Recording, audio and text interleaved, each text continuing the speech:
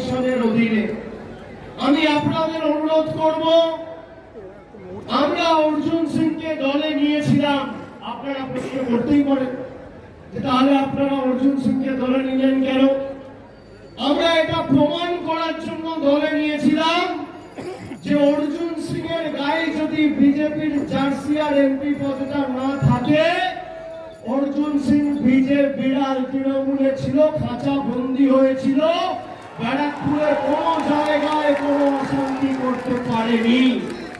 2022 থেকে 22-23 যে 2 বছর অর্জুন সিং তৃণমূলে ছিল, কোন জায়গায় কোন দুর্ঘটনা, কোন নৈরাজ্য, কোন গুন্ডামি, রাজানি, গাজোয়ারি, মস্তানি করতে দিইনি।